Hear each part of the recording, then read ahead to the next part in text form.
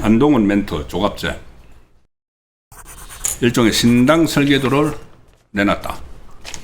이제 한동훈의 복당은 진짜 포기를 하는 것일까? 포기를 할 수밖에 없는 상황이 되는 것 같습니다. 지난주 후반부에 있었던 이야기가 하나가 뭐냐면은 이 당원 게시판, 한동훈의 아킬레스건입니다. 사실 당원 게시판 그 뻔한 이 가족들하고 막 이렇게 본인하고 해서 윤석열 당시 대통령 부부들 막 공격을 하고 이런 부분들이 사실상 뭐 확인이 된 상황이나 마찬가지인데, 그래서 당무감사원 윤리위원회를 거쳐서 제명까지 됐죠. 근데 이제 그 제명이 됐는데, 그것을 장동혁 대표가 지난주 그 후반부에 이 유튜브 방송에 출연을 해서 한동훈이 제명이 된 것은 해당 행위 때문이 아니고 범죄 행위 때문이라는 폭탄 발언을 했죠. 범죄 행위 때문이다. 그리고 또 다른 방송에서는 왜 범죄 행위냐, 일단은 여론 조작이다는 이야기를 했습니다. 여론 조작은 드루킹 사건처럼 여론 조작을 하면은 그거는 뭐 구속감이죠. 여론 조작이라는 것이 그 당원 게시판에 사실과 다른 내용들을 막 비방하는 내용들을 올렸기 때문에, 그리고 그 올린 그 내용을 가지고 친한계 한동훈파 스피커들이 각 방송에 가서 막 퍼뜨렸죠. 막 퍼뜨리고 이 기자들 중에서 뭐 친한계 기자라고 불리는 사람들이 있습니다. 지금 그 사람들이 막 온라인 매체에서 막 쏘고 막 퍼뜨리고, 그것이 여론 조작 아니냐는 이야기입니다. 뭐 그렇게 구체적으로 장동혁 대표가 설명하지 않았지만 제가 볼 때는 그런 게 이제 여론 조작이라는 거고, 그 다음에 공격을 당한 사람들에 대한 모욕죄, 명예훼손죄 이런 게 되기 때문에 범죄 행위라는 표현을 쓴 거죠. 근데 실제로 범죄 행위면은 수사를 받아야 되죠. 그런데 수사가 다시 착수가 됐습니다. 당원 게시판. 그때 당시에 시민사회단체에서 막 고발을 했는데, 그러니까 명예훼손, 모독 이런 거 막 고발을 했는데, 모욕죄 한 8개의 고발이 들어갔습니다. 근데 그때 경찰이 처음에 이 고발인 수사를 한 사람하고 국민의힘의 당원 게시판의 서버를 보존해 달라고 요청을 하고 수사를 하려고 하는데 바로 비상계엄이 일어나 버린 거죠. 이게 11월 달에 2024년 11월 달에 당원 게시판 논란이 일어났습니다. 그리고 막 고발도 됐고. 근데 12월 3일 날 계엄이 일어났으니까 그다음부터 전국 상황이 완전히 뒤바뀌어 버렸죠. 굉장히 어수선했죠. 뭐 직후에 탄핵 정국이 도청이 되고, 그 다음에 조기 대선, 이재명 정권 들어서고, 그 다음에 또 지방선거하고, 그 사이에 경찰이 서로 이제 눈치를 보면서 한동훈 수사를 해야 되는데, 이게 어떻게 될지 모르니까는 수사를 하지 못하고 있다가 안고 있다가 최근에 이제 이재명 정권이 1년이 되고 또 한동훈이 국회 들어오고 하니까 수사를 재개를 했습니다.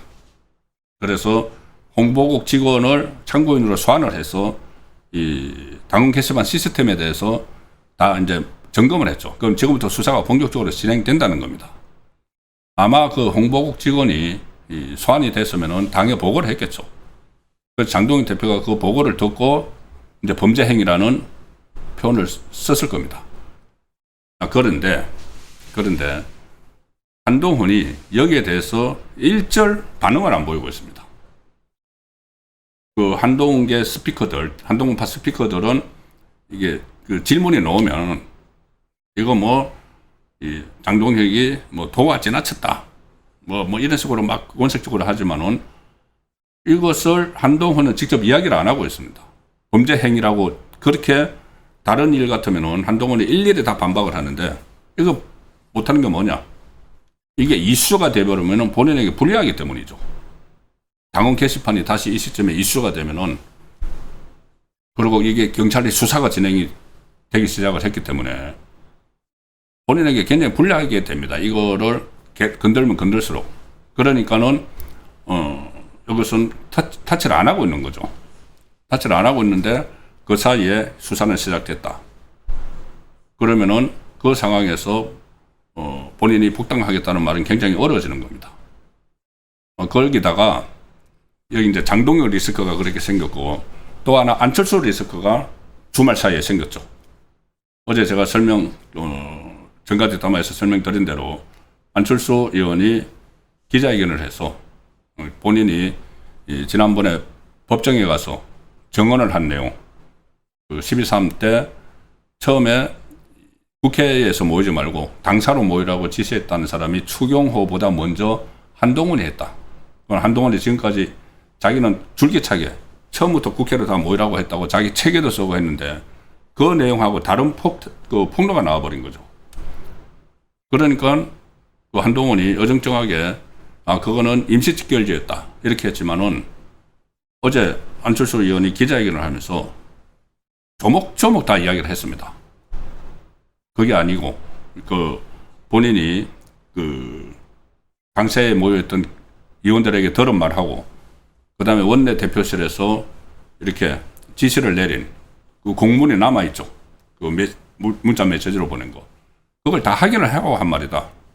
그러니까 한동훈이 억지로 12.3 영웅 서사를 쓰고 있는데 그거 거짓말이다. 다 엉터리다. 이렇게 안철수 의원이 폭로를 해서 이게 상황이 좀 변하고 있습니다. 그 상황이 되니까 지난 주말 사이에 도저히 이제 장동혁 사퇴하라 이 말도 계속 이제 지금 장동혁 대표가 맞받아치고 있으니까 이 범죄 행위로 제명된 사람이 무슨 이야기야 이렇게 하는 거고, 안철수는 그 12.3 혼자서 무슨 다 막아냈다고 하는데 그 거짓말이야 이렇게 나오니까 굉장히 불리해졌죠. 그러니 이제 막다른 골목에 들어가 버린 겁니다. 막다른 골목에 들어가게 되니까 이 조갑재 씨가, 조갑재닷컴 대표가 지금 한동훈의 이제 멘토처럼 그렇게 활동을 하고 있죠. 멘토처럼 활동을 하고 있는데 거기서 일종의 훈수를 합니다. 이제 가기 어렵다. 그러니까는 이렇게 이야기했습니다. 오늘 방송에 나와가지고 라디오에 나와서 장동혁 세력을 몰아내기는 쉽지 않아 보인다. 주말 사이에 상황이 변해버린 겁니다.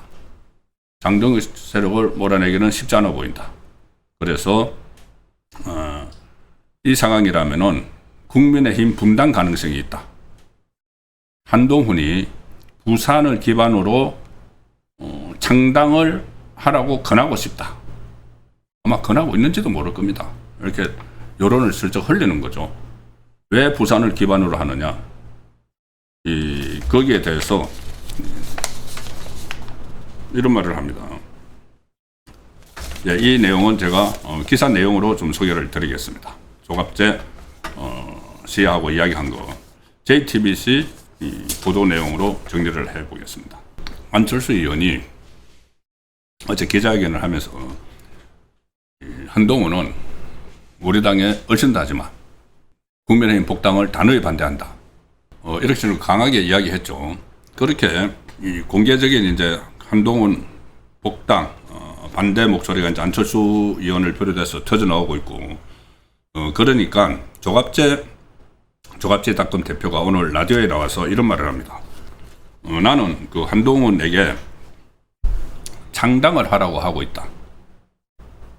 한동훈을 복당 안 시키는 정당은 무슨 민심을 거역하는 거다. 이런 이야기를 하면서 국민의힘은 쪼개질 것이다.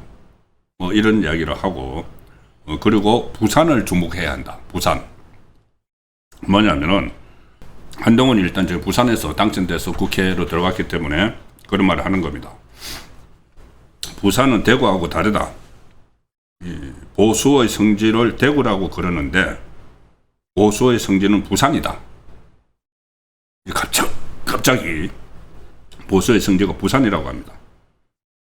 그리고 부산 사람들이 지역 용고 이런 거 가리지 않고 투표하고 행동한다. 그러니까 이 부산이 보수의 성지니까 거기 가서 그거 부산을 중심으로 신당을 창당하면 된다는 이야기입니다. 한동훈한테. 그런데 실제로 부산에서 민주당 후보가 뭐 당선되고 이렇게 하는 것은 그게 호남 사람이 많이 사는 것도 영향을 미치고 있죠. 어쨌든 지금 한동훈이 부산에서 만약에 대구에 출마해서 당선됐으면은 대구로 건국을 하라고 이야기를 했겠죠. 조갑재 씨가. 그런데 부산에서 당선됐으니까는 부산이 보수의 성지야. 자, 그것까지 그냥 편리에 따라서 그냥 바꿔버립니다. 참고로 이 조갑재 씨는 일본에서 태어났지만은 부산에서 학교를 다녔습니다. 그리고 부산 수산대학교를 다녔죠. 뭐 중퇴를 한 걸로 알고 있는데. 그리고 부산에 있는 국제신문에서 기자 생활을 했습니다. 조갑재 씨가 조선일보 가기 전에. 저도 뭐 과거에 국제신문에 좀 있었는데 국제신문에서 조갑재 씨가 기자 생활을 했고 그리고 부산에 어떤 연고가 있고 그런 상황인 것도 좀 참고로 뭐 들어두시면 괜찮을 것 같습니다. 그래서 부산이 이 보수의 성지다. 사실상 대구가 아니야. 완전 편에 따라서 한동훈 한 사람을 위해서 지금까지 대구가 보수의 텃밭, 보수의 심장 이야기를 했는데 그냥 바꿔버리는 거죠. 부산으로. 그래서 한동훈이 부산 북갑 보선에서 뭐 당선되게 했으니까는 이것은 장동혁 체제에 대한 불신에 따른 결과다. 그러니까 부산에서 장동혁 체제로 불신한다. 그러니까는 부산을 기반으로 하는 정당을 만들어 이렇게 자기가 건하겠다. 건할 생각이 있다는 건데 벌써 어느 정도 이야기가 오고 갔을 수가 있죠. 그리고 이거 한번 한번 던져보는 것일 수도 있습니다. 그리고 조갑재 씨는 장동혁 대표의 국힘당의 행태를 보고 가장 분노하는 사람들이 부산 사람들이다. 뭐 밑도 끝도 없이 그렇게 이야기합니다. 그래서 사실상 이제 이 정도 상황 되면은 지난 주말에 제가 볼 때는 완전히 한동훈의 복당은 물고 올라갔습니다. 이 정도 되면은.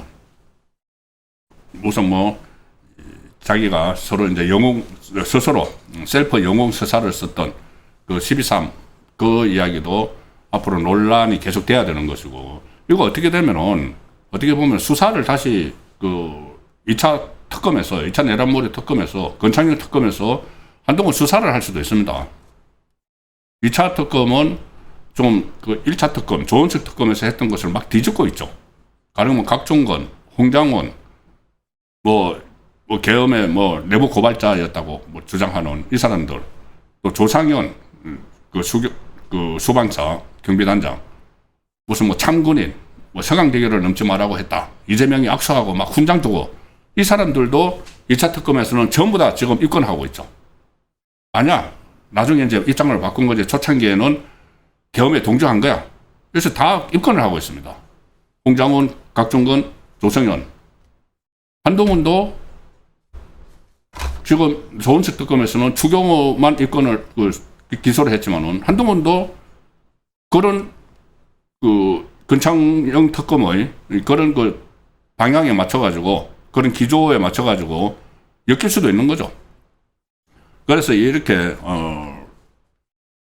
한동훈이 상당히 이제 위기에 빠졌다는 것이 어떤 12.3 영웅서사가 흔들리고 또 당원 게시판 사건이 다시 불거지고 거기다가 수반되는 것이 일종의 사법 리스크가 생겨버리는 겁니다. 경찰이 다시 당원 게시판 수사를 하기로 했고, 이것도 2차 특검이 12.3 그날의 행적에 대해서 또 워낙 아무데나 막 칼을 대는 그런 행태를 2차 특검이 보이고 있기 때문에 한동훈도 피해갈 수 없을 수도 있다는 생각도 듭니다. 그래서 상황이 굉장히 한동훈을 둘러싼 상황이 급변하고 있고, 한동훈이 드디어 이제 마침내 국민의힘과는 완전히 결별을 하는 신당을 만들지는 모르겠습니다. 저는 부정적으로 보는데 신당을 만들려면 사람이 있어야 되는데 국회의원, 현역 국회의원이 뭐 따라갈 사람이 없겠죠. 비례대표는 따라가면은 배치 날아가고 지역구 좋은 송파구 같은데 좋은 지역구 있는 사람은 가면은 다음에 국회의원 되기 어렵고 그러니까 어쨌든 이 돌파구로 조갑재 씨는 신당 창당, 부산을 기반으로 하는 신당 창당을 이야기하지만 현실적으로는 상당히 한동훈도 고립되어가는 그런 상황 아닌가는 판단이 듭니다.